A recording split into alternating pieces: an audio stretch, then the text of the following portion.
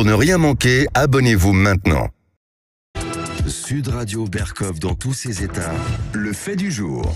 La reprise de l'opération Wambushu qui consiste à expulser les clandestins comoriens. Dans l'île, nous sommes en compagnie de Pierre, français qui vit là-bas à Mayotte. Bonjour Pierre. Bonjour. Il y a 3 semaines avait commencé, il y a eu la suspension depuis 3 semaines de l'opération Wambushu. Quelle est la situation aujourd'hui à Mayotte ? Écoutez, actuellement une situation, on a l'impression ici de vivre un peu dans l'œil du cyclone, puisque si l'arrêt de l'opération Wambushu ces 3 dernières semaines a été fortement médiatisé en France métropolitaine, malheureusement ici les nombreuses violences à l'endroit des civils, des particuliers, de leur habitation, des soignants ont été plus que sous-médiatisées. Donc des véritables problèmes, un véritable casse-tête, où ici, majoritairement, la population mahoraise comme métropolitaine a peur d'être dans l'œil du cyclone et a peur de ce qui peut se dérouler ces prochains jours ou ces prochaines semaines. Quand vous sortez, vous, dans la rue, vous avez peur ? Alors la journée, dans certains quartiers, on peut, comme en France métropolitaine, s'y promener et traverser sans grande crainte.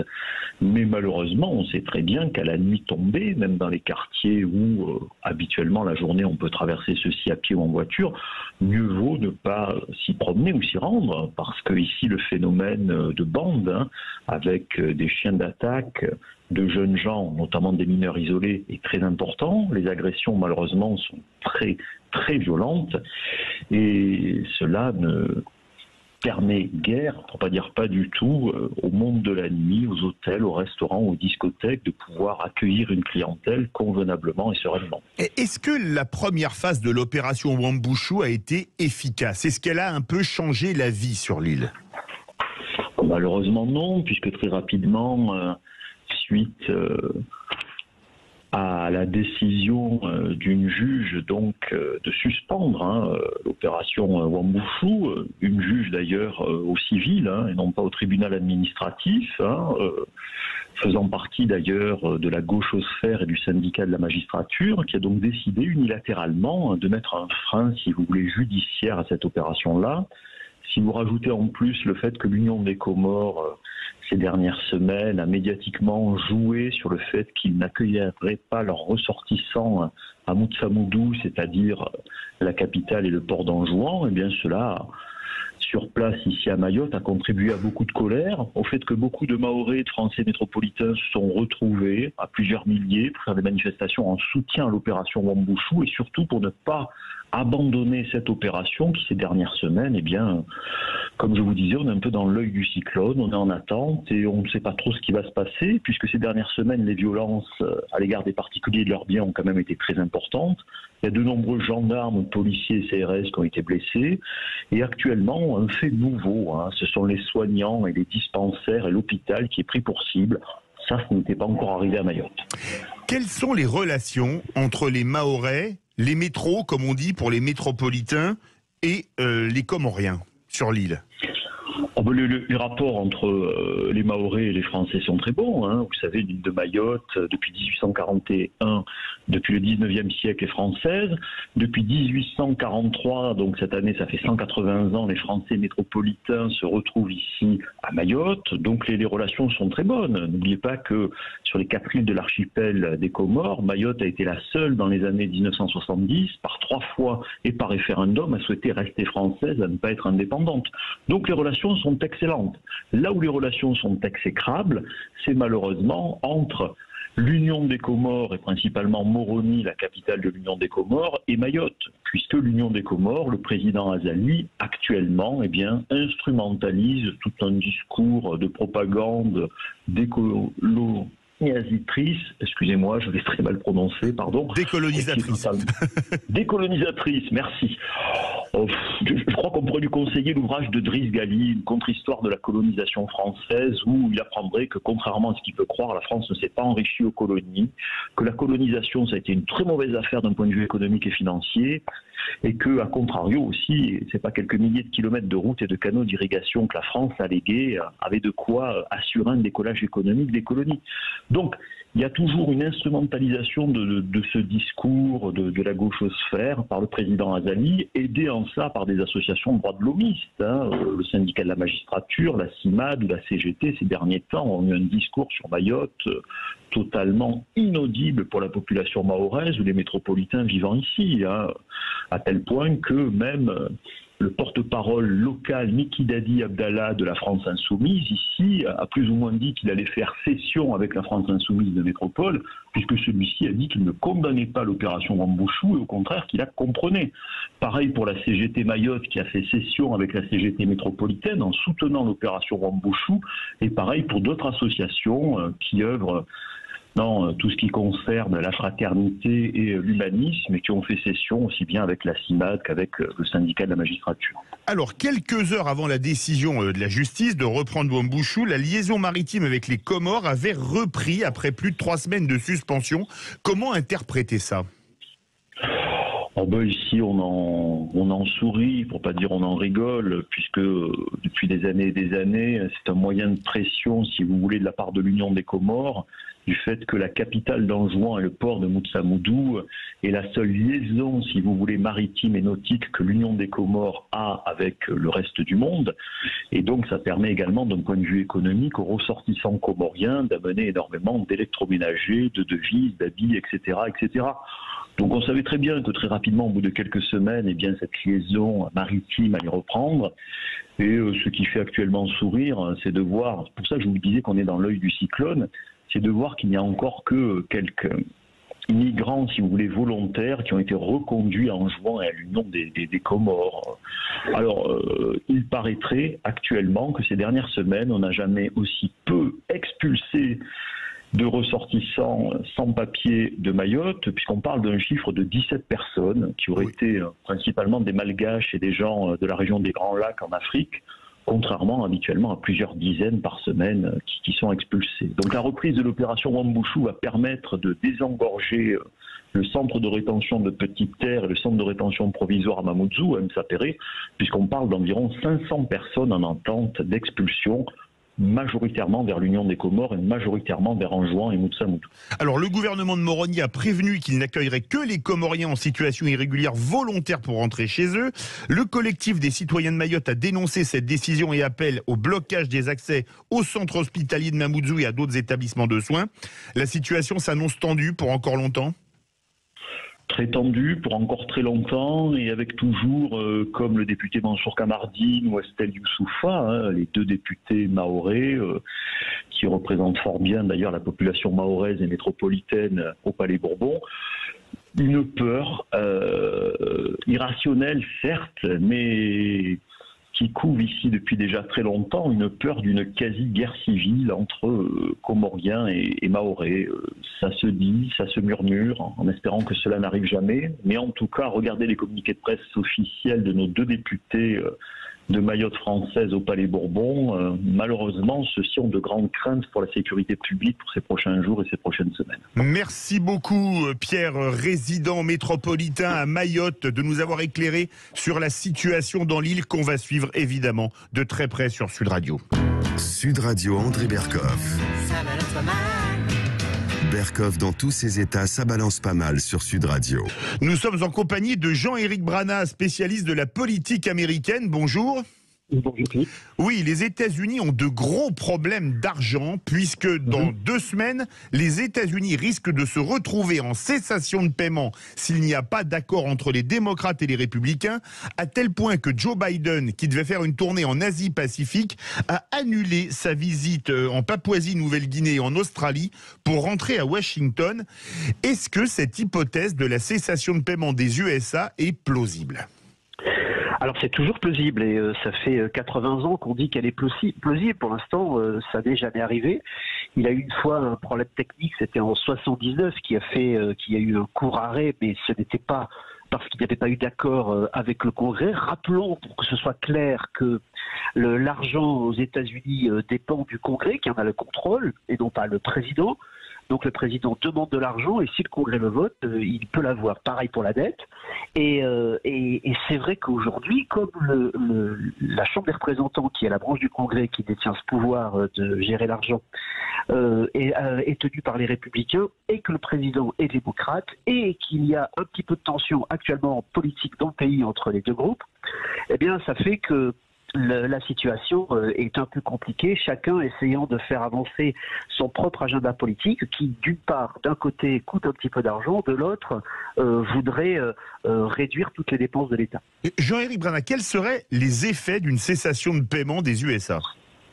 Ah mais ce serait une catastrophe, hein, c'est dit à peu près partout et c'est pas un petit mot. Pourquoi ? Parce que la plupart des échanges dans le monde se font en dollars et qu'en réalité, si on veut de la dette, il faut la payer en dollars. Donc plus de dette, plus de dollars. C'est assez simple à dire et vous avez compris que derrière, s'il n'y a plus de dollars, les échanges, 80% des échanges quand même dans le monde et en particulier le pétrole, ça créerait des tensions sur tous les marchés, alors la bourse s'écroulerait et la dot américaine serait dégradée, ce qui fait que même par la suite, elle aurait des taux d'intérêt beaucoup plus chers à payer et donc ça se répercuterait sur tout le monde, sur nous aussi, hein, et nos taux d'intérêt monteraient encore plus fort dans un contexte de tension inflationniste. Tout ça n'est pas très réjouissant pour notre porte-monnaie, qu'il soit gouvernemental ou qu'il soit individuel, parce que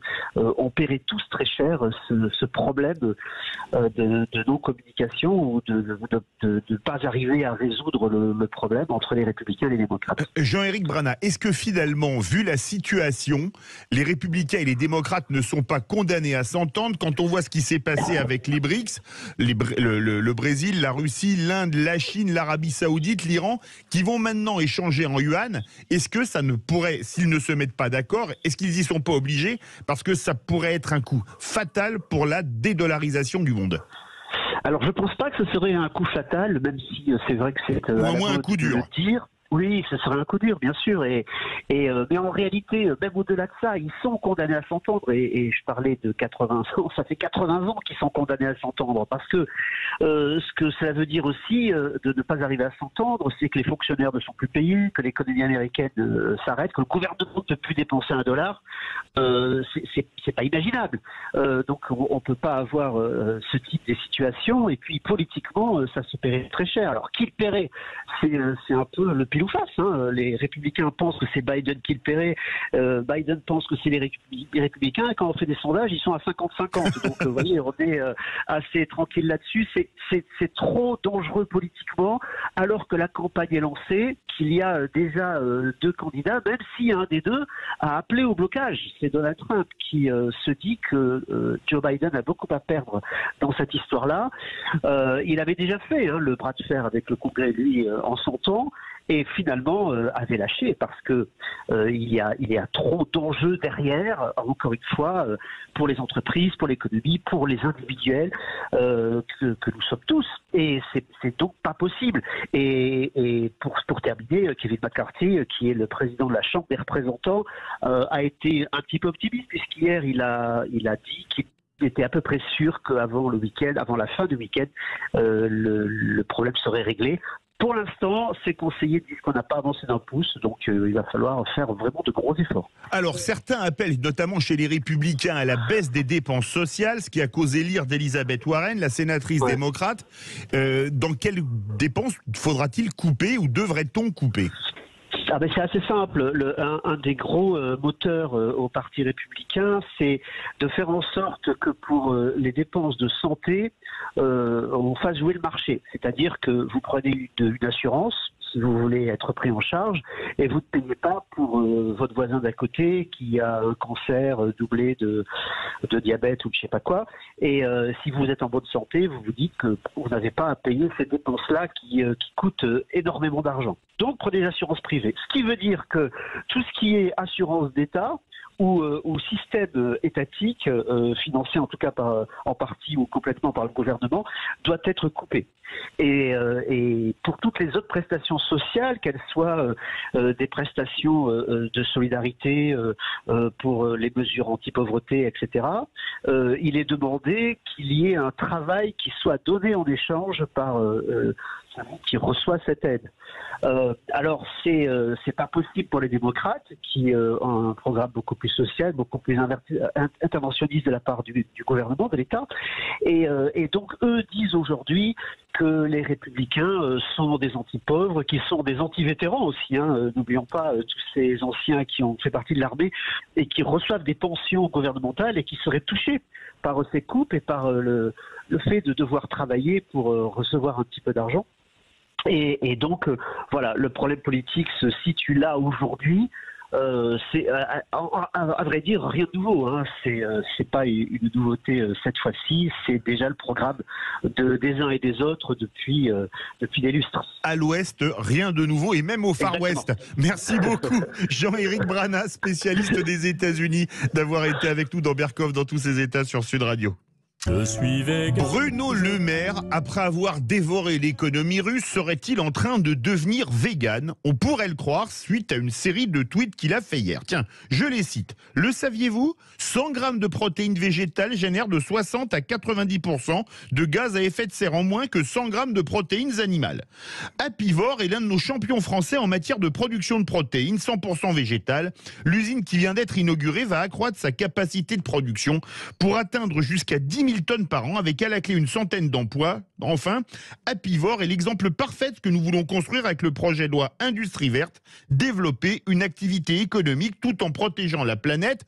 On avait un peu l'impression que le ministre de l'économie était devenu l'homme sandwich, enfin l'homme sandwich vegan bien évidemment, de cette entreprise Apivore. Alors, des tweets qui ont apporté des réponses. Le saviez-vous que dénigrer nos filières animales ne favorise en rien la souveraineté alimentaire de la France? Je reste à votre disposition si vous souhaitez que nous en discutions ensemble. Un tweet signé Jean-François Guillard, le président d'Interbev, c'est la filière viande et boucherie. Tandis qu'un autre agriculteur, Stéphano Rousseau, a tweeté « Non Bruno Le Maire, Tricatel ne sera pas l'avenir de notre alimentation. L'avenir de nos assiettes, c'est l'authenticité, la simplicité, le plaisir de viande, fruit de la terre et du travail des agriculteurs, plutôt que des produits de synthèse ultra transformés en usine. » Alors, ce serait bien que Bruno Le Maire ne taille pas nos agriculteurs, il n'y a pas d'autre mot sur Twitter, surtout nos éleveurs bovins. Faut-il lui rappeler que 300 se suicident par an et que la nourriture de synthèse n'est, Dieu merci, encore obligatoire pour personne? C'est une idole? J'ai pas d'idole, mais j'aime bien Robespierre, ouais. Robespierre, c'est quelqu'un qui... J'aime bien les gens qui sont critiqués en général, moi. Mais Robespierre, c'est quelqu'un qui s'est battu pour le droit de vote des Juifs, c'est quelqu'un qui s'est battu contre le suffrage censitaire, pour le suffrage universel, qui s'est battu pour l'abolition de l'esclavage, qui s'est battu pour l'abolition de la peine de mort aussi. Il a fait une erreur, à mon avis, qui est une erreur Ça, c'est la énorme. good side, oui. Comment ? C'est la good side C'est le bon de côté. Robespierre. L'erreur fondamentale de Robespierre, c'est de ne pas avoir compris la place des femmes dans la Révolution. Et chaque fois qu'il a pris la parole sur le sujet, c'était pour dire à peu près des... C'est son seul problème. Mais pour moi, c'est un énorme problème parce que on ne peut pas dire que le sujet n'était pas posé. C'est le seul.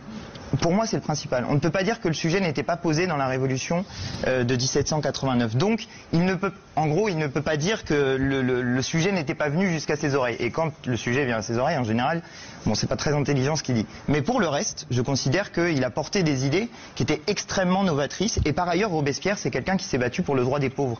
Robespierre, c'est celui qui dit, c'est justement ce que je dis juste avant la moulaga, il dit nul ne peut entasser des monceaux de blé à côté de son semblable qui meurt de faim, et c'est là que je dis, et là il y en a qui entassent du blé, littéralement la moulaga.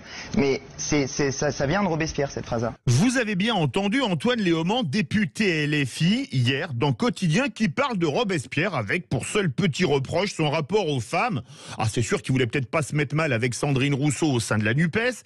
Cerise sur le gâteau, il affirme que le boucher d'Arras était contre la peine de mort, alors que sous la terreur dont il était le grand ordonnateur, les têtes tombaient à la chaîne. Alors tant qu'on y est, pourquoi ne pas dire qu'Hitler était en pointe pour la lutte contre l'antisémitisme, Staline pour les droits de l'homme et Pol Pot pour la régulation de l'économie de marché au Kampuchea démocratique.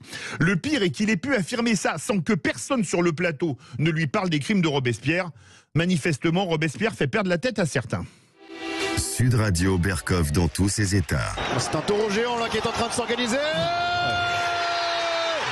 Bernardo Silva a fini le travail. Quel début de match des Citizens. Vidic qui s'applique pour Gundogan dans la surface. Et Bernardo Silva. Allez, comme c'est un jour férié, des bravos légers, c'est à Manchester City que je donne ce bravo suite à sa démonstration faite hier contre le Real, 4-0. Personnellement, en tant que fan de foot, j'avais plus vu le Real prendre une telle rouste depuis 89 et le 5-0 encaissé à San Siro face au grand Milan AC de Gullit, Van Basten, Rijkaard et Baresi en demi-finale de 89. Alors, face au Real, il y avait un rouleau compresseur qui joue en équipe, une équipe qui s'est construite avec des pétrodollars et qui devrait inspirer les dirigeants d'une autre équipe, construite à coups de gaz au dollar. Mais de ce côté-ci de la Manche, suivez mon regard. Sud Radio Berkov dans tous ses états. Le face-à-face. Et pour le face-à-face, nous avons le plaisir d'avoir avec nous Dominique Lormier, auteur du tome 2, il avait bien évidemment écrit le tome 1, des vérités cachées de la Seconde Guerre mondiale, publié aux éditions du Rocher. Dominique Lormier, bonjour. Bonjour. Bienvenue sur Sud Radio. Alors, après le tome 1, le tome 2 des vérités cachées de la Seconde Guerre mondiale, le premier était passionnant, le second l'est tout autant. Près de 80 ans après la fin du conflit, on ne sait encore pas tout. Absolument. Ben, écoutez, il faut savoir que ce sont souvent les vainqueurs qui racontent l'histoire. Donc il y a eu beaucoup d'éléments qui ont été, je dirais, mis sous silence. Et grâce aux ouvertures des archives depuis à peu près 2015, on a accès maintenant à des documents beaucoup plus importants et ça permet d'avoir un regard beaucoup plus panoramique et non pas le regard parcellaire qu'on a pu avoir durant cette période. Alors, sur le début de la guerre, on apprend que la Pologne et la France n'avaient pas d'accord de défense en 1939. Pourtant, désolé, c'est vieux pour moi, c'est ce qu'on m'a appris à l'école. On apprend aussi qu'en 1934, la même Pologne avait signé un pacte de non-agression avec l'Allemagne nazie qui avait causé l'ire de la France et même que la Pologne a soutenu le démantèlement de la Tchécoslovaquie en 1938. Absolument, on a une image, je dirais, absolument angélique de la Pologne. En vérité, la Pologne voulait s'allier avec l'Allemagne hitlérienne pour attaquer la Russie soviétique. Elle considérait d'ailleurs à juste titre que la Russie soviétique pouvait être un danger pour elle.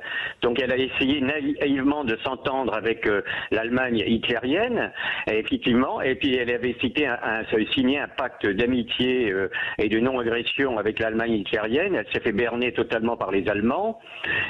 Et de plus, elle devait théoriquement, en cas d'agression de son pays, résister 6 mois. Elle s'est écroulée au bout de 15 jours. Donc elle a reproché ensuite à la France de ne pas être intervenue à temps. Mais la mobilisation de l'armée française était relativement longue et a attendu à peu près 1 mois pour qu'il y ait eu, je dirais, la totalité des effectifs pour passer éventuellement à l'offensive. Ça, vous le racontez, qu'on misait sur une résistance de 6 mois pour lancer une offensive, mais qu'elle n'a pas pu avoir lieu comme la Pologne a tenu à peine 1 mois, quoi. Absolument, ils ont tenu 1 mois. D'ailleurs, ils sont battus vaillamment, mais il y avait une telle disproportion des forces en présence. Et surtout que suite au pacte de non-agression signé entre l'Allemagne et Staline, faut savoir que la Russie soviétique a participé aussi à l'invasion de la Pologne. Tout l'est de la Pologne a été envahi par l'armée rouge et l'ouest par l'armée allemande.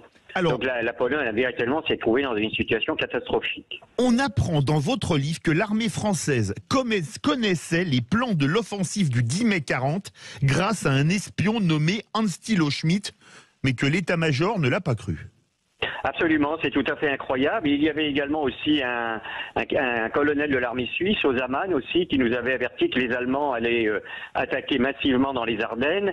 Et le général Maurice Gamelin a cru que c'était une opération d'intoxication menée par les services spéciaux allemands. Donc il n'a pas voulu croire cette éventualité, d'autant plus qu'il y avait aussi une sorte de dôme comme quoi la forêt des Ardennes était impénétrable aux chars allemands. Alors les Allemands ont pu traverser la forêt des Ardennes simplement en 3-4 jours. Alors, on apprend aussi une chose incroyable, que les Français et les Polonais savaient décrypter la machine de cryptage allemande Enigma, alors qu'on nous a toujours raconté que c'est le Britannique Alan Turing, celui qui a la capture de machines dans un U-boot, un sous-marin, qui l'avait décrypté. Oui, ça c'est la version très angliciste, je dirais anglophile des Anglais, qui ont toujours un regard, je dirais, réducteur sur l'histoire, sur cette période-là. À leur bénéfice, en vérité, les services spéciaux polonais et les services spéciaux français, par l'entremise du colonel Bertrand et du colonel Payon, avaient en grande partie décrypté la machine Enigma. Donc on avait, je dirais, une longueur d'avance par rapport aux Britanniques. Les Britanniques en ont bénéficié par la suite, mais les Français et les Polonais avaient déjà, je dirais, entamé, je dirais, le décryptage de cette machine. Vous écrivez que la défaite de 1940 n'était pas inéluctable. Qu'est-ce qui aurait pu changer le cours des choses ? Eh ben, ce qui aurait pu changer le cours des choses, c'est si le général Gamelin n'avait pas accumulé une suite d'erreurs. D'abord, il s'est fait avoir en Belgique. Il a cru que l'offensive principale de l'armée allemande allait avoir lieu au nord de la Belgique, alors qu'elle s'est déroulée plus au sud. Il s'est trompé donc sur l'axe réel de l'offensive allemande. D'autre part, il a dispersé également les réserves stratégiques que l'on avait constituées. Il y avait l'excellente 7e armée du général Giraud qui a été gaspillée en Hollande dans une opération totalement inutile, alors que si elle avait été engagée dans les Ardennes, elle aurait mis en difficulté les Allemands. Et il y avait également aussi 4 divisions cuirassées qui avaient été constituées, qui étaient dans la région de Reims, qui malheureusement étaient dispersées, mais si elles avaient attaqué de flanc la percée allemande dans les Ardennes, les Allemands auraient été véritablement mis en difficulté. Et on aurait pu véritablement, je dirais, se trouver dans une situation qui était équivalente à celle d'après la bataille de la Marne, c'est-à-dire une guerre de position. Pour vous, la bataille de Dunkerque est une défaite allemande et un tournant de la guerre. On est loin du film avec Belmondo, Week-end à Zuidcote. Absolument, mais on a toujours un regard réducteur sur ces périodes. En vérité, sur le plan stratégique, c'est une défaite allemande parce que les Allemands devaient capturer l'ensemble du corps expéditionnaire britannique. Et il faut savoir que 350 000 soldats britanniques ont pu rejoindre justement les côtes anglaises grâce au sacrifice de l'armée française qui s'est battue héroïquement autour de Dunkerque, mais également à Boulogne et Calais. Les Allemands ont dispersé leur Panzerdivision, et puis il y a eu également le coup d'arrêt du 22 mai où le général Luguerin a été stupéfait d'apprendre qu'Hitler avait décidé de stopper les Panzerdivisions. Parce que justement, il redoutait une contre-offensive française sur les flancs et qui malheureusement n'a pas eu lieu. Alors justement, les pertes dans la bataille de France sont lourdes pour l'Allemagne. 30% de ses chars, 50% de ses avions et plus de 50 000 morts en 6 semaines. Ça aura des conséquences sur les suites de la guerre ? Absolument. Hitler a reconnu que l'Allemagne avait mis un an pour se remettre justement de ses pertes, ce qui a eu des effets désastreux sur la campagne de Russie, parce que les Allemands ont dû reporter de plus d'un mois leur offensive contre le front russe pour véritablement reconstituer leurs effectifs. Et d'autre part, contrairement à ce qu'avait dit Jacques Attali dans les Échos, les pertes allemandes ont été extrêmement lourdes durant la campagne de 40. Vous avez rappelé les chiffres, 30% pour les chars, 50% pour l'aviation. Il faut savoir que sur les 2700 chars allemands engagés, il y en a eu 1100 qui ont été mis hors de combat. Et sur les 3500 avions allemands, il y en a eu 1700 qui ont été mis hors de combat, détruits, endommagés. C'est l'équivalent je dirais, des 4-5 mois de pertes allemandes durant les débuts de la campagne de Russie, alors que la bataille de France a duré 45 jours. Donc il y a eu véritablement des combats très durs et des pertes allemandes considérables. Et les pertes aériennes ont été très importantes pour la bataille d'Angleterre qui allait commencer en août 40, c'est-à-dire un mois et demi plus tard. Absolument. D'ailleurs, le général Adolphe Galland, qui a été un des as de la chasse allemande, a reconnu que le premier round de la bataille d'Angleterre avait été contre la chasse française, l'aviation française en mai-juin 40, puisque les Allemands n'avaient pas pu reconstituer leur parc aérien au moment où ils ont attaqué la Grande-Bretagne. Il manquait 1700 avions qui avaient été mis hors de combat et ça a eu des conséquences, je dirais, très favorables pour la Royal Air Force. Vous parlez des crimes de guerre allemands. Ils n'ont pas commencé sur le front de l'Est lors de l'opération Barbarossa, mais dès septembre 39 en Pologne et mai 40 en France. Absolument, il y a eu, c'était, je dirais, dans la mentalité de la méthode de faire la guerre chez les Allemands, c'est-à-dire dès 1914, il y a eu des crimes de guerre de civils également lors de l'invasion en 14. Et vous dites dès la guerre de 70 ? Et également, durant la guerre de 70, même durant la campagne de 1813 contre Napoléon, 1813-1814, donc véritablement, c'est dans l'esprit allemand, c'est-à-dire de faire des exemples, c'est-à-dire pour pousser la population à ne pas collaborer, à ne pas s'engager aux côtés de son armée, la terroriser par justement en détruisant des villages avec la population. Comme ça sera fait au Radour-sur-Glane, bien entendu, en 1944, mais ça a déjà démarré dès la campagne de Pologne contre les Polonais et contre les Français et les Belges durant la campagne de 1940, où il y a eu des massacres de civils et également de prisonniers militaires. Et comme votre livre n'est pas binaire, il va dans tous les sens, vous parlez aussi des crimes alliés oubliés, notamment contre les civils, contre les Italiens aussi, dans la bataille en Afrique du Nord, par les Anglais, des dizaines de viols de femmes françaises par les soldats américains, et ne parlons pas des milliers de viols de femmes allemandes par les soldats soviétiques, notamment lors de la bataille de Berlin. Oui, vous pouvez me dire plusieurs millions. On estime qu'il y a eu 3 millions de femmes qui ont été violées par l'armée soviétique. Il y a eu plusieurs milliers également de femmes italiennes qui ont été violées durant la campagne d'Italie. Il y a eu également des crimes également contre les prisonniers de guerre italiens qui, contrairement à une légende, s'étaient battus avec beaucoup de bravoure. Mais je dirais, face à la puissance militaire américaine et britannique qui ne pouvait pas tenir très longtemps, il y a eu effectivement des crimes aussi du côté allié, mais qui ne sont pas à mettre au même niveau que ceux du nazisme, bien entendu. Bien évidemment, et c'est bien ce que vous dites dans votre livre. Sud Radio, Berkoff dans tous ses états, les vérités cachées de la Seconde Guerre mondiale, tome 2, avec Dominique Lormier. Un livre absolument passionnant.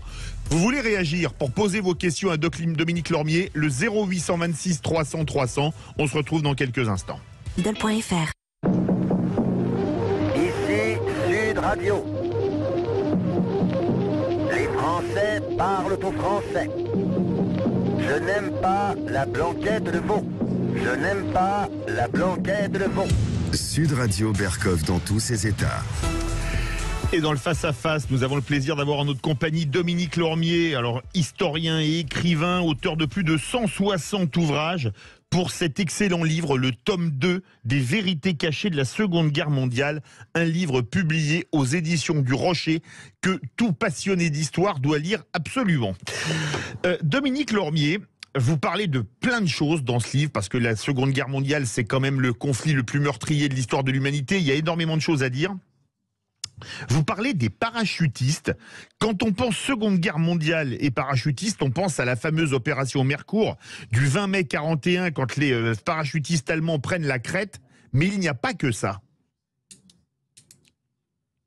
Il y a eu également les faits d'armes des parachutistes japonais dans le Pacifique. Il y a eu des opérations commando menées par les parachutistes japonais qui sont totalement méconnus. Il y a eu des parachutistes soviétiques qui ont été un des premiers pays à croire dans les troupes aéroportées. Ils avaient une véritable armée aéroportée qui a été gigantesque. Ils ont mené des opérations commando sur les arrières allemandes d'une grande efficacité. Et il y a également les parachutistes italiens. Il faut savoir que l'Italie a été le premier pays à utiliser des hommes durant la Première Guerre mondiale qui ont été parachutés derrière les lignes autrichiennes en zone montagneuse. Et durant la Seconde Guerre mondiale, ils ont mené des opérations d'un grand courage, notamment durant la bataille d'El-Alamein avec la division Folgoré, qui s'est particulièrement illustrée en repoussant durant 2 mois des troupes britanniques 3 fois supérieures en nombre, et ainsi de suite. Donc on pense souvent, bien sûr, à Sainte-Mère-l'Église avec les Américains, les Britanniques dans la région de Caen, qui ont mené des opérations extrêmement courageuses aussi, mais effectivement, on a oublié souvent l'action qui ont été menées par trois autres pays grands oubliés que sont le Japon, l'Italie et également la Russie soviétique, sans oublier les parachutistes français, mais on aura l'occasion d'y revenir avec le capitaine Berger. On en parlera dans les héros français oubliés dont vous parlez dans le livre d'ailleurs. On apprend, alors ça c'est fou, que lors de la rencontre entre Hitler et Franco à Hendaye, Hitler refusa à Franco des demandes territoriales pour rentrer en guerre qui étaient l'annexion du Maroc français et du Roussillon, c'est-à-dire les Pyrénées orientales. Racontez-nous. Effectivement, c'était la volonté de Franco. Franco a voulu participer au dépeçage de la France, comme avait essayé de le faire également Mussolini. Mais Hitler, en fin stratège, avait compris qu'il avait tout intérêt à s'entendre avec Pétain, justement, pour ne pas engager les troupes allemandes dans une guerre qui aurait pu avoir lieu en Afrique du Nord si Pétain avait décidé de poursuivre la guerre en Afrique du Nord. Donc il voulait absolument éviter cette situation. C'est pour ça qu'il a essayé de s'entendre avec, bien sûr, Pétain, qui lui a tendu la main justement à Montoire, comme on le sait. Et avec les Espagnols, il a commis la lourde erreur d'être quelque peu pédant et prétentieux vis-à-vis des Espagnols. Or, il faut savoir que si Franco était entré en guerre aux côtés des Allemands, le détroit de Gibraltar aurait été verrouillé. C'est-à-dire que les Allemands auraient pu occuper Gibraltar, qui était facile à prendre, contrairement à ce qu'on dit, et occuper également le Maroc espagnol, si bien que le ravitaillement des Britanniques en Égypte ne pouvait plus être assuré du fait que le détroit de Gibraltar aurait été verrouillé. Les Américains n'auraient pas pu débarquer en Afrique du Nord, donc c'est tout le sort de la guerre en Méditerranée qui aurait été totalement bouleversé. Donc l'attitude de Franco neutraliste à ce niveau-là a été très favorable aux Alliés. Franco a refusé de s'engager parce qu'il pensait que l'Allemagne perdrait aussi. Aussi, il attendait la chute de la Grande-Bretagne vraiment pour s'engager éventuellement, mais effectivement, il y avait dans son entourage, je dirais, deux bords. Il y avait les extrémistes qui voulaient véritablement s'engager dans la guerre aux côtés de l'Allemagne hitlérienne, qu'on retrouvait chez certains phalangistes, et il y avait Carrero Blanco, qui était d'ailleurs le premier ministre de Franco pendant de nombreuses années par la suite, qui lui était un catholique pratiquant, et il voyait d'un très mauvais œil le paganisme du nazisme. Et même s'il était très anticommuniste, il avait plutôt, je dirais, ses faveurs auprès des Britanniques et des Américains. Il faut savoir que Franco dépendait également énormément de l'Amérique latine pour son ravitaillement en divers domaines. Et si il était entré en guerre aux côtés des Allemands, il n'aurait pu être ravitaillé par mer, justement par ces pays-là, et par également les Britanniques qui lui fournissaient aussi des matières premières, et les Américains. Donc il avait, je dirais, pu mesurer le pour et le contre de l'engagement de la guerre, soit aux côtés de l'Allemagne, ou soit rester neutre. Il a choisi la neutralité. Toujours dans les légendes urbaines, ce n'est pas l'échec italien dans les Balkans qui a coté l'échec de l'Axe sur le front russe. Alors ça, c'est des choses qu'on apprenait, c'est que l'offensive dans les Balkans avait, comme les Italiens avaient connu un échec, avait causé beaucoup de mobilisation de troupes allemandes qui n'étaient pas parties sur l'opération Barbarossa, ce qui avait causé son échec, et c'est pas vrai. Ah oui, c'est totalement faux. En vérité, Hitler avait déjà repoussé l'offensive, d'abord du fait des lourdes pertes durant la campagne de 40. Il fallait restructurer la logistique allemande. Et d'autre part, il faut savoir que durant le printemps 1941, il y avait eu le dégel du sol russe et qui était transformé en véritable bourbier. C'est-à-dire que les troupes allemandes n'auraient pas pu manœuvrer. Elles devaient attendre jusqu'à la fin juin pour mener une offensive contre l'Union soviétique. La guerre dans les Balkans, il faut savoir que l'armée italienne a affronté 16 divisions grecques, les Allemands 5. C'est les Italiens qui ont véritablement participé à la campagne dans les Balkans. Ça a mobilisé très peu de troupes allemandes, contrairement à ce qu'on a dit. La Grèce a été vaincue principalement par l'armée italienne, qui a, comme je l'ai dit auparavant, vaincu 16 des 21 divisions grecques. La campagne de Grèce est terminée très rapidement, par la suite, du fait de l'engagement des troupes allemandes, et la Yougoslavie s'est effondrée au bout de même pas d'une semaine de combat, puisqu'elle était attaquée de tous côtés, à la fois par les Hongrois, par les Allemands, les Italiens et même les Bulgares aussi qui ont participé à la curée. Donc véritablement, il y a eu, je dirais, très peu de retard à ce niveau-là de la guerre dans les Balkans. Et d'autre part, il faut savoir que l'engagement des Italiens contre la Grèce a causé l'intervention de 2 divisions et de 2 brigades britanniques qui n'ont pas pu intervenir en Afrique du Nord au moment de la contre-offensive germano-italienne de 1941 qui a refoulé les Britanniques pratiquement jusqu'en Égypte. Et on apprend que Mussolini a déconseillé à Hitler de déclencher Barbarossa. Absolument. Mussolini, de toute façon, faut savoir que le premier pays à avoir reconnu la Russie soviétique, ça a été l'Italie. Mussolini venait de l'extrême gauche, donc il avait un regard plutôt favorable vis-à-vis de Staline. N'oublions pas qu'il avait été une des têtes pensantes du Parti socialiste italien, et il estimait que le véritable ennemi pour les Italiens était la puissance coloniale britannique et les Américains. Il avait un regard, je dirais, plus réaliste sur la situation du conflit, et il ne voulait pas engager son pays sur la guerre sur deux fronts, ce qui a été fatal à Napoléon et ce qui fera également fatal à Adolf Hitler. Il avait une vision stratégique qui était, je dirais, plus éclairée que celle d'Hitler, qui avait en plus un regard sur les Slaves qu'il jugeait comme des sous-hommes, etc. Il est pensé pouvoir vaincre la Russie très rapidement. Il avait énormément de préjugés racistes, comme vous le savez, plus son antisémitisme, et il n'a pas eu le regard, je dirais, plus panoramique et stratégique qui était celui de Mussolini. Et il avait sous-évalué la puissance militaire soviétique après les purges dans l'armée qui avaient quand même décapité les têtes, à commencer par leur chef, Toukhatchevski. Absolument. Et puis d'autre part, il estimait que que le peuple soviétique allait se soulever contre le tyran Staline. Or, Staline a eu l'habilité de mettre en avant le nationalisme russe contre l'envahisseur allemand. Ça a joué. D'autre part, il avait totalement sous-estimé la puissance militaire soviétique. Elle était estimée à 180 divisions. En vérité, très rapidement, l'armée soviétique, à la fin de l'année 41, avait plus de 500 divisions en ligne. On peut donc voir la marge d'erreur qui était celle des services de renseignement allemands à ce niveau-là. Ils se sont trompés, je dirais, sur beaucoup de choses concernant la puissance militaire soviétique, et ça venait en grande partie de leurs préjugés raciaux vis-à-vis des Slaves, qu'ils considéraient comme des sous-hommes. Il faut savoir qu'Hitler avait même interdit de faire connaître à la presse allemande l'existence du char russe T-34, car il était impensable dans le logiciel nazi qu'un peuple de sous-hommes ait pu fabriquer un char aussi performant que le T-34 soviétique. Oui, qui avait été T-34, même modernisé, le 85, qui a causé des pertes énormes au Panzer allemand. Les vérités cachées de la Seconde Guerre mondiale, on doit faire la pause. Dominique Lormier, le tome 2, publié aux éditions du Rocher. Vous avez des questions à poser à Dominique Lormier. On attend vos appels au 0826 300 300. On va encore apprendre plein d'autres choses. On était à Barbarossa, la suite de la guerre. On est mi-41 et il y a encore plein de choses à dire. Restez bien avec nous sur Sud Radio.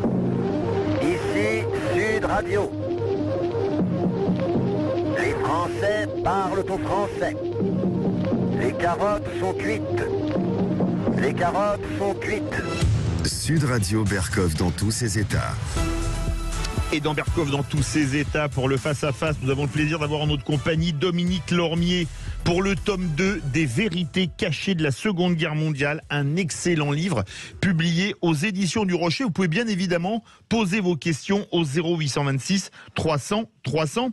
Dominique Lormier, on est sur le front de l'Est, Barbarossa, et vous posez la question de savoir si la bataille de Koursk, alors Koursk c'est l'été 43, qui est, si je ne m'abuse, la plus grande bataille de chars de l'histoire, est réellement une victoire soviétique, alors qu'on nous la présente toujours comme le second tournant à l'Est, après la débâcle de Stalingrad pour l'Allemagne.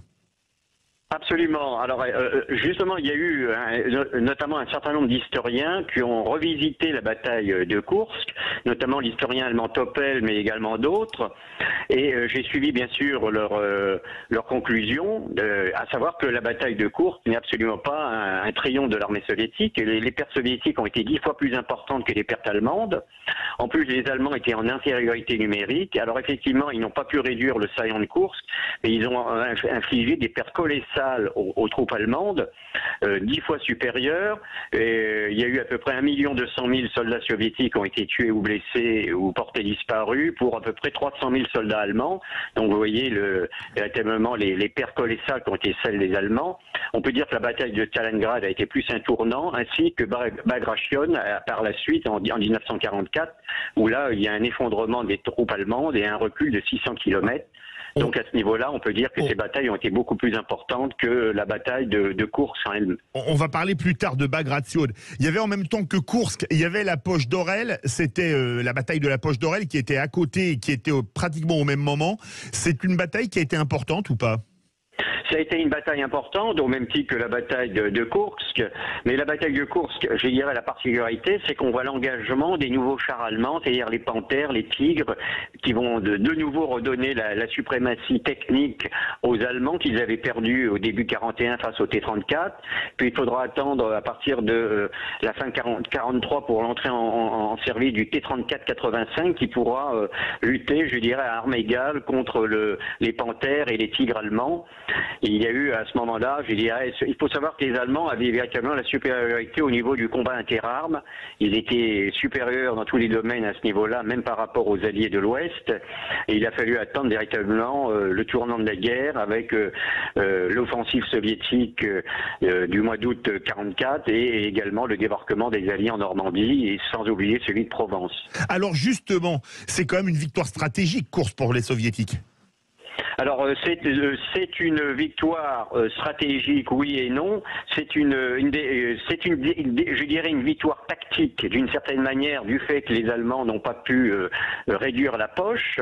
Néanmoins, les Allemands ont infligé des pertes 10 fois plus importantes aux Soviétiques. Donc je dirais que c'est une victoire à la Pyrrhus pour les Soviétiques et un demi-succès pour les Allemands. Les deux plus grandes défaites allemandes, on a déjà parlé de Stalingrad, mais on peut en reparler. C'est Bagration, l'offensif 21 juin 1944. C'est un accord qu'il y avait entre les Alliés à l'Ouest. On ouvre un deuxième front le 6 juin en débarquant dans le Cotentin et vous faites une offensive massive à l'Est qui s'appellera Bagration. Bagration, c'était un de ceux qui avait vaincu Napoléon en 1812. Comment expliquer cette offensive? C'est la plus grande bataille de l'histoire. Vous l'avez dit, vous avez anticipé ma réponse. En 2 mois, les troupes nazies reculent de 600 km. C'est la plus grande bataille de l'histoire et la bataille clé du front de l'Est. Alors qu'elle est peu connue en France. Moi, je vous avouer que, à part en lisant des livres, dont les vôtres, à l'école, on nous apprenait pas l'opération Bagration. Ben non, on a mis en avant Stalingrad et également Kursk. On peut dire que véritablement le tournant a lieu justement fin juin 44 par cette offensive de l'armée soviétique qui va permettre de reprendre une grande partie du territoire qui avait été perdu, même de pénétrer en Roumanie, en Hongrie, etc. Donc de faire voler en éclats également l'alliance de l'Axe à ce niveau-là. Donc c'est véritablement l'opération décisive de la Seconde Guerre mondiale. On oublie souvent que sur les 5 500 000 soldats allemands tombés durant la Seconde Guerre mondiale, 4 millions sont tombés contre l'armée soviétique. Et que l'armée soviétique a quand même fixé 60% de l'armée allemande. Donc sans l'armée soviétique, les alliés de l'Ouest n'auraient pu vaincre l'Allemagne. Mais il est juste de dire également que sans l'apport anglo-américain et français avec les débarquements de Provence et de Normandie, avec l'ouverture de ce second front, l'armée soviétique n'aurait pas pu vaincre seule l'armée allemande. C'est véritablement parce qu'il y a eu la guerre sur 2 fronts qui a été fatale à Hitler. Il y avait à peu près 250 divisions allemandes face aux soviétiques et à peu près 160 face aux alliés de l'Ouest. Donc si ces 2 portions de troupes avaient été formées d'un seul bloc soit contre les soviétiques ou uniquement contre les alliés de l'Ouest, il aurait été très difficile de vaincre l'Allemagne. C'est parce que justement il y a eu cette stratégie habile des alliés de la guerre sur 2 fronts qui a véritablement condamné Hitler à la défaite. Vous parlez des échecs américains dans la guerre qui sont souvent inconnus. Absolument. Il faut savoir que les débuts de la guerre des Américains en Tunisie ont été désastreux, non seulement contre les Allemands, mais contre les troupes italiennes. Il y a eu la bataille d'El Guettar, où a été engagé le corps d'armée du général Patton, qui a affronté avec 60 000 hommes, 6 000 soldats italiens de la division Santoro, et il a subi un échec cuisant contre les Italiens, qui avaient 3 ans d'expérience de guerre dans le désert, et qui étaient bien supérieurs sur le plan tactique. Il y a eu également les difficultés des Américains en Sicile, où ils ont failli être rejetés à la mer, notamment Patton par une contre-attaque italienne de la division Livorno, d'ailleurs qui a payé le prix cher parce qu'ils ont attaqué avec 12 000 hommes et ils ont eu 8 000 hommes tués ou blessés.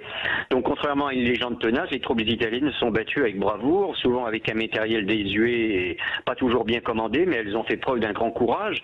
Et les Américains ont connu énormément de difficultés aussi en Normandie, puisque normalement la guerre devait être, le front normand devait être percé au bout de 15 jours et il y a fallu attendre pratiquement 3 mois mois. Quand devait tomber le lendemain du débarquement, il a fallu attendre également 2 mois avant de s'emparer de Caen. Donc il y a eu directement une guerre très difficile. On oublie souvent que les Britanniques et les Canadiens ont fixé 75% des Panzer-Divisions qui ont été engagées en Normandie. Donc ça a énormément facilité ensuite la percée d'Avranches et des troupes américaines. Et justement, ils ont aussi connu des échecs sur le front d'Extrême-Orient. Absolument aussi. Au début de la guerre contre le Japon a mis hors de combat à peu près, je crois, 600 000 soldats alliés durant les premiers mois de la guerre. Ils ont perdu à peine 50 000 hommes durant les premières phases de la guerre dans le Pacifique. Donc les troupes américaines ont été mises en difficulté à ce niveau-là, mais néanmoins elles ont été décisives, il faut quand même le rappeler. On oublie également aussi la Chine qui a quand même fixé 30% des troupes japonaises dans la guerre sur leur front, justement entre la Chine et le Japon, où les troupes japonaises ont été mises en difficulté aussi, et les Chinois sont souvent les grands oubliés parmi les alliés vainqueurs de la Seconde Guerre mondiale. Et il y a aussi une chose qui est importante, il y a un mythe, vous avez effleuré le sujet, qui est Patton. Patton était a priori pas un si grand général que ça.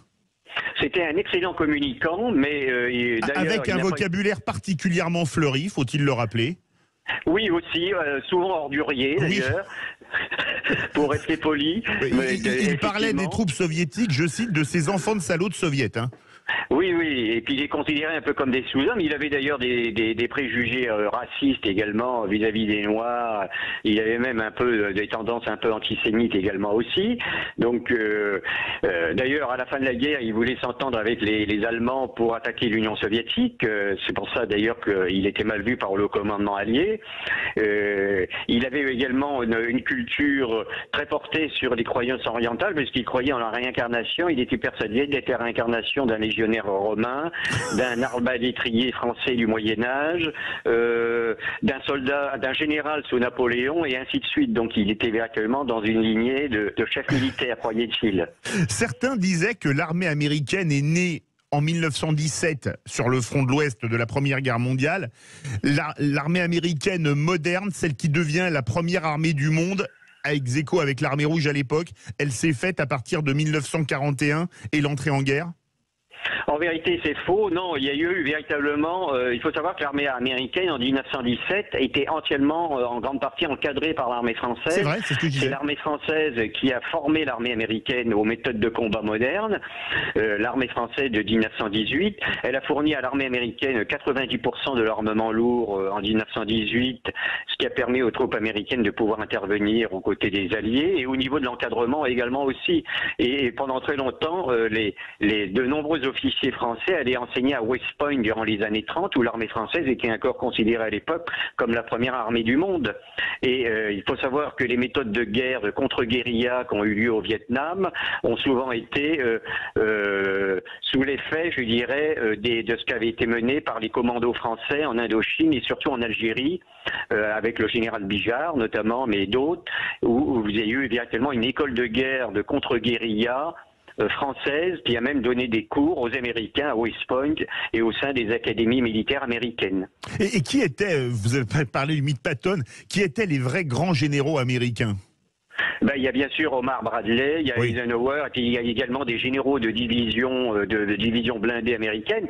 Alors, il faut quand même pas, je dirais, condamner à 100% Patton. Patton avait quelquefois, je dirais, un certain génie au niveau offensif, mais il avait tendance à disperser ses troupes, c'est-à-dire au lieu de vouloir foncer directement vers la Roure, il a dispersé ses troupes pour essayer de réduire les poches, justement, de l'Atlantique également, notamment en Bretagne, et puis il voulait courir toujours 2 lièvres à la fois. Il n'a pas réussi à s'entendre avec également Montgomery, notamment durant la campagne de Sicile, où ils ont laissé échapper les 3/4 des troupes de l'Axe qui ont pu se rétablir dans la péninsule italienne. Donc véritablement, je dirais, il y a un côté tonitruant sur le personnage, mais au niveau de la dimension stratégique ou tactique, il y avait des choses à revoir. Dominique Lormier, Les vérités cachées de la Seconde Guerre mondiale, tome 2, un tome 2 aussi passionnant que le tome 1, publié aux éditions du Rocher, je le rappelle. Vous avez des questions à poser, appelez-nous au 0826 300 300. On a encore plein de choses à voir avec Dominique Lormier. Sud Radio Berkov. Ici Sud Radio. fait par le ton français. Je n'aime pas la blanquette de veau.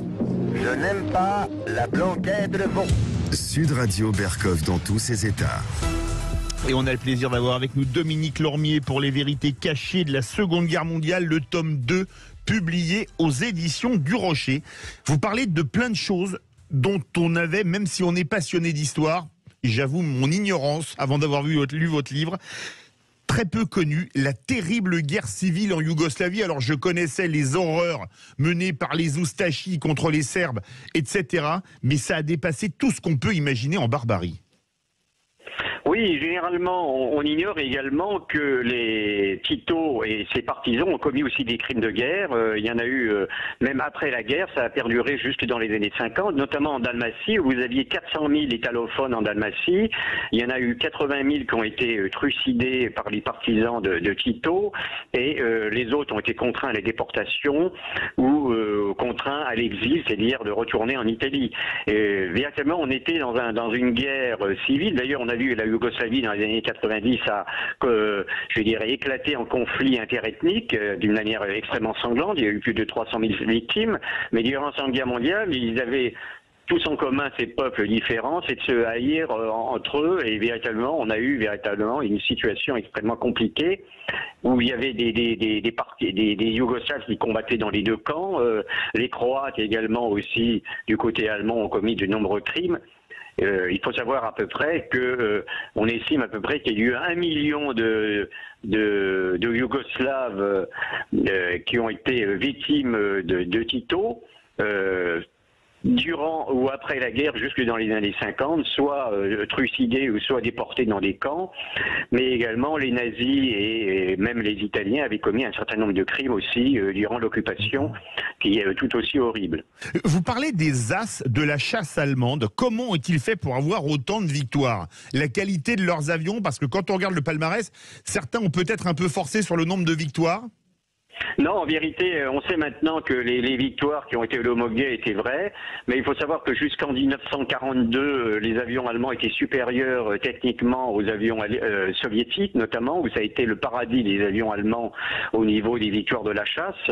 Il a fallu attendre 1942 pour que l'armée soviétique mette en ligne des avions assez performants. À l'ouest, les Allemands avaient dû affronter le Spitfire, qui était au moins équivalent ou même supérieur au Messerschmitt 109, mais il faut savoir que les Allemands avaient participé massivement avec la Légion Condor à la guerre en Espagne, oui. Donc ces victoires sont venues s'ajouter à celles de la Seconde Guerre mondiale, et du fait que les Allemands ont du moins affronté des avions alliés qui étaient inférieurs techniquement jusqu'en 1943. Il a fallu attendre cette période-là pour rentrer en ligne d'avions qui étaient équivalents à la chasse allemande. Et l'armée française avait un très bon avion, mais pas en quantité suffisante, c'est le Dewotin D520, si je ne m'abuse. Absolument. Ça réagit au 0826 300 300. Bonjour Adrien. Bonjour, je souhaitais demander à Dominique Lormier, qui nous a dit qu'il y avait 3 millions de femmes qui ont été victimes de viols par les soviétiques, quelle était la sanction dans l'armée française pour les soldats qui avaient commis des viols en Italie ou en Allemagne? Et est-ce que ça a marché pour la dissuasion? Dominique Lormier. Alors en Italie, il y a eu très peu de sanctions. Les généraux de Montsabert, Guillaume et le général Join n'ont pas voulu prendre trop de sanctions vis-à-vis des troupes nord-africaines à l'encontre des femmes italiennes. Les Américains ont voulu nous donner des leçons de morale comme souvent en disant qu'eux étaient tout blancs, alors que leurs troupes avaient commis également des viols aussi en Italie. Donc ils ont chargé, je dirais, au maximum les troupes françaises en Italie, alors qu'un certain nombre d'unités américaines avaient également été causé, je dirais, des viols contre les populations civiles italiennes. Et alors par contre, sur le front de l'Est sur le front de l'Est, il y a eu quelques mesures, notamment je sais que le maréchal Konev avait pris des mesures, mais il faut savoir que faut se remettre dans le contexte de l'époque, les Allemands, les populations slaves et russes avaient énormément souffert de l'occupation allemande, donc il y avait un désir de revanche, et ce sont les plus faibles, comme souvent, qui ont payé, à savoir les femmes et les enfants, au moment de l'invasion de l'Allemagne par l'armée soviétique. Un mot encore, Adrien ? C'est pour saluer le travail de Dominique Lormier, hein, simplement, c'est un bravo. Son dernier ouvrage, tous ses livres sont excellents, mais celui-là, le 1 était très bon, mais le 2 est aussi bon. Merci beaucoup, merci beaucoup Adrien. Dominique, j'ai encore quelques questions, on n'aura pas le temps de toutes les faire malheureusement. Vous racontez, pour revenir sur la chasse allemande, un déjeuner entre Hitler et Erich Hartmann, le plus grand pilote de chasse allemand, 352 victoires en 43, où Hitler lui dit que la guerre est perdue. Absolument, c'est un déjeuner qui a lieu, je crois, justement, durant cette période-là, où Hitler ne se fait plus beaucoup d'illusions. Il estime avoir sous-estimé la puissance militaire soviétique. Il pensait mettre KO l'Union soviétique en quelques mois, et puis finalement, ça a été une guerre sans fin. D'autre part, il a commis un certain nombre d'erreurs, même au niveau de l'aviation. Il n'a pas voulu engager à temps, je dirais, l'entrée en service du Messerschmitt 262, qui était un avion à réaction qui aurait pu causer des véritables désastres au sein des bombardiers alliés, mais il l'a engagé beaucoup trop tardivement. Il voulait l'engager uniquement comme chasseur-bombardier, ce qui a retardé, je dirais, la mise en service de cet avion. Et s'il avait été engagé uniquement comme chasseur, il aurait, je dirais, causé énormément de fils à retordre à l'aviation alliée. Vous faites un chapitre de 70 pages à ces héros français oubliés. Parlez-nous d'eux. On oublie souvent le rôle important de la France dans la victoire des Alliés. Il faut savoir que le débarquement de Normandie a été possible grâce aux 80% des renseignements qui ont été fournis aux services spéciaux américains, aux Américains. Ces 80% des renseignements concernant les troupes allemandes en France provenaient de la résistance intérieure, ce qui a décidé du choix du débarquement en Normandie. Et également... Il faut savoir que la résistance a fixé quand même d'importantes troupes allemandes qui ont pu intervenir contre la tête de pont en Normandie, grâce aux maquis qui ont accompli plus de 1200 sabotages durant la première semaine suivant le débarquement de Normandie, ce qui a énormément retardé les renforts allemands. Ça a été reconnu aussi bien par les Allemands que par les chefs alliés eux-mêmes. D'autre part, il convient de souligner le débarquement de Provence, qui était un des grands débarquements oubliés de la Libération, le deuxième, où il y a eu 250 000 soldats français et 150 000 soldats américains ou britanniques qui ont été engagés. Donc, majoritairement un débarquement mené par les troupes françaises qui ont libéré, avec les Britanniques et les Canadiens, 60% du territoire national. C'est généralement totalement méconnu et oublié. La campagne d'Italie, le front italien a été enfoncé par le corps expéditionnaire du général Juin, les troupes françaises qui se sont particulièrement illustrées, qui ont même fait l'admiration des troupes allemandes en zone montagneuse où ils ont réussi à percer. Donc je dirais que la place de la France parmi les quatre grands était amplement méritée au moment de la signature de l'acte de liquidation allemande à Berlin en 1945. Et j'ai voulu mettre en avant justement des figures oubliées comme le capitaine Berger ou d'autres, mais vous allez certainement me poser des questions dessus. Parce qu'on n'a plus trop le temps. Je voudrais parler également d'un passage qu'on ne peut pas, qui est plutôt dans le livre, mais qu'on ne peut pas ignorer évidemment sur la Seconde Guerre mondiale. Vous faites parler de deux rescapés d'Auschwitz. Alors notamment, il y a un père et son fils qui ont croisé Mengele, le père n'est jamais revenu, et ensuite une résistante déportée à Ravensbrück, des propos poignants. Absolument. C'est des gens en plus que j'ai connus. Jacques Stark qui était habité du côté de Libourne. Il a été déporté avec son père. Normalement, il n'aurait d'ailleurs pas dû être déporté puisque son père était un ancien combattant. Normalement, d'après la législation du régime de Vichy, les anciens combattants ne pouvaient être déportés. Les Allemands, bien sûr, ont mené cette déportation à l'encontre du père et du fils. Et également Ginette Vincent Baudy, qui était une résistante bordelaise qui s'est illustrée, qui a été déportée à Ravensbrück, qui a connu l'enfer du camp de Ravensbrück. Il y a eu également Geneviève Antonios de Gaulle qui a été déportée dans le même camp, et Jacques Stark, lui, qui a été trimballé en quelque sorte dans divers camps où il a connu véritablement toutes les horreurs de ce que pouvait être le régime hitlérien au niveau des camps d'extermination. Et il a survécu par miracle. Il ne pesait plus que, je crois, 32 kilos pour 1m64, et il a été libéré par les Américains. Et la première image qu'il a d'ailleurs, c'est la vision, le regard d'un casque américain qui pour lui symbolisait la liberté. Et c'est terrible, il vous a raconté quand il a vu Mengele à Auschwitz. Pour Mengele, le nom c'est un monstre en lui-même, et vous dites il a croisé un monstre qui avait une apparence humaine.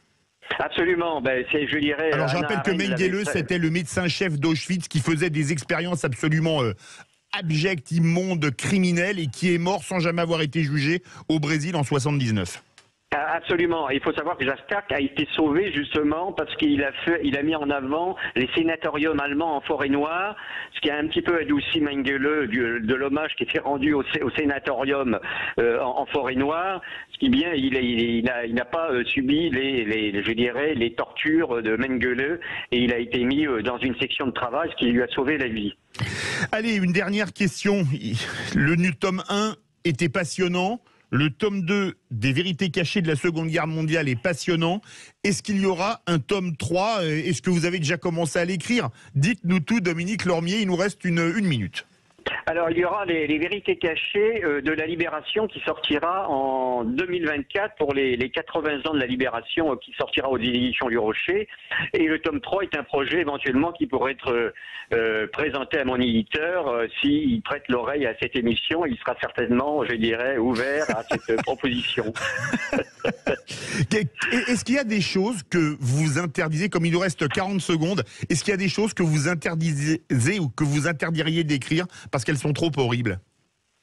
Je dirais, il y a certains aspects de la collaboration en France qui restent encore des sujets tabous. Bon, j'en avais parlé dans un livre là, sur le fichier de la collaboration, mais on a par exemple découvert qu'un déchet de la milice a été complètement couvert à la Libération et il y a eu des activités importantes au sein d'un parti politique qui n'est pas un parti politique d'extrême droite, hein, contrairement à ce qu'on pourrait penser, et qu'il y a eu même des activités ensuite au niveau sportif assez importantes.